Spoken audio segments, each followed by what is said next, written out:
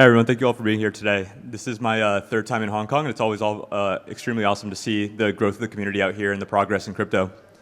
I am here today to talk to you about an area we've been investing at my firm behind for the past 3 years now called DePIN, or Decentralized Physical Infrastructure Networks.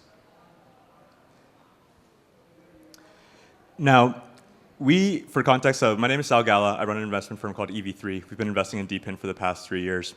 When we set out to build an investment firm on a new category, we had an issue that we sort of had to make sense of what the global economy meant and how crypto could disrupt that. And at EV3, we're big on analogies. And the analogy that we found to help us understand the world is that the global economy is the system of interconnected grids, much like the human body. And we actually found something really interesting, that when you look at what these core industries do, it's actually very aligned to how the systems in your body work. You have the telecom system, that's how people communicate over long distance. That's sort of like your phonatory and audio system. You have the energy system, the cardiovascular, that helps power the entire body. Sensors, that gets data from the outside world. Compute, that helps you do calculations, or your brain, and so on. And what we see is that when you add up all of these very, very core infrastructure industries in the world, you get roughly a quarter of global GDP that goes across these 8 sectors. And these are the sectors that we think DePIN is specifically well-positioned to disrupt. Now, when we set out to start EV3, once we had this framework for what the global economy is, we had to try to understand how we invest behind it in a more meaningful way. And the way that we did that was to try to find patterns in these industries, to try to understand where they're breaking and how crypto can make them better. And the pattern we kept seeing is this. It's one of these things that once you see it everywhere. And what we found was that in all of these industries, the hardware that you need, whether it's wireless routers, computer chips, storage drives, solar panels, batteries, et cetera, the cost of producing the actual hardware, this orange line here, had gone down tremendously, orders of magnitude over the past 2-3 decades. Much of which was due to, like across the river here in Shenzhen, we have like massive manufacturing capacity that has brought down the cost of producing all of these goods very, very low. The pattern that we noticed is that despite the cost of production going to near zero, the costs and the quality of services that got to customers was pretty much flat, or sometimes it was even worse than it was 10 or 20 years ago. And so, like, why is that? Why is it that even though it's much cheaper to create wireless routers, solar panels, cameras, the systems that we use to use these hardware are not actually any better today than they were 20 years ago? And the reason is coordination costs. We have all of the, we can make these, all these hardware at extremely cheap costs, at huge volumes now, but coordinating them is as difficult as ever. And what that means is that it's very expensive, and users don't see the benefits of all the innovation that's happened at the manufacturing and the hardware layer in the orange line. And so, for us, like, coordination costs are what crypto is uniquely able to coordinate people in a permissionless way. Besides maybe religion, it's the most powerful tool that we have to align massive amounts of humans behind doing one thing altogether. And so this is the core of DePIN. We look for industries where we see this inflection point, where the cost of production has gone down to near zero. The total cost, like the reason that customers are not getting better service, is because very, very expensive coordination costs. And we look for DePIN networks that are protocols that can help coordinate this hardware much more efficiently, and basically drive down the cost that users see from this yellow line here down to this orange line here. It's hard to talk about DePIN without AI nowadays, because when we think about what are the actual things that these DePIN networks are producing, over the next 10 years, the demand is going to come primarily from AI businesses. And here I just have some visual examples to show you the unprecedented scale by which AI companies are trying to procure these different commodities. We see compute, NVIDIA has sold 5 times more chips or 3 times more chips than they did 5 years ago. There's massive amounts of data centers being built by AI companies.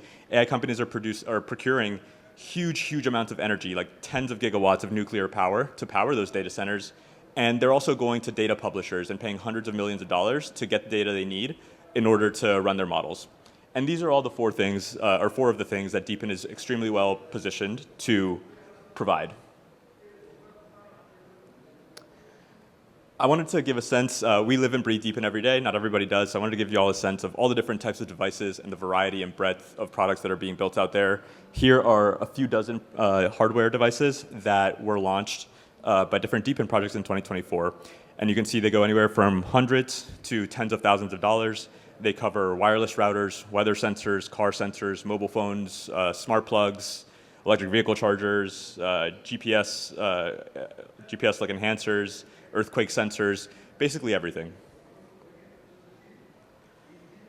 And these things are really working. It's not just that we're producing hardware today, but these networks are capturing massive amounts of data that AI companies are using to power their products. So here we see some supply-side growth metrics for 8 of the top DePIN sensor projects. These are DePINs that are capturing, in the case of GeoNet, GPS signals, in the case of Nadix, road maps, in the case of Over, 3D maps. And you can see that the growth is quite explosive in a lot of these networks. Another sector of DePIN that we've been excited about but has been a little bit under the radar is logistics. Here's another 8 networks that we see growing extremely quickly that are focused on logistics. What this means is you move people or things from one place to another. We see it in, you can borrow somebody's home now, like an Airbnb, but with crypto. Food delivery, 3D printing, trucking and freight, all of these industries that have extremely heavy coordination costs are being disrupted by open DePIN networks that are allowing people to coordinate much more efficiently than before. And from an investor perspective, one of the things that gives us the conviction to put basically all of our capital and time and attention behind DePIN is the massive market size. I can't understate this enough, but even the leading DePIN networks today, here at the bottom, many of these have $1 billion valuations or more today. They are literally less than 1% of their end markets. These things can grow 1,000 times and still be capturing only a fraction of their total global potential. And what this means is that, for us, these are incredibly ambitious networks. These are networks that you can work on for 10, 20, 30 years, and they're effectively upside uncapped. You will basically never run out of customers in DePIN, and that's why, as investors, we think that the biggest networks will be extremely powerful. And I wanted to take some time to talk specifically about a couple of EV3 portfolio companies and give you guys a sense of the wide range of industries that DePINs are trying to disrupt. So just to give you guys a couple, Dawn in the top right corner is a fixed wireless network providing home internet to people for half or a third of the cost that a traditional fiber network might give you. We see virtual power plants, we have verifiable identity networks, machine intelligence and AI networks, 3D printing networks, influencer marketing, we have an animal identity network, sort of like Chewy but on chain, satellite tracking. All of these industries are effectively coordination problems at the end of the day. They all use either batteries or solar panels or computer chips to create these networks, and these are some of the companies that we're most excited to invest behind. And that is all I have for you today. Thank you all for listening and on the live stream.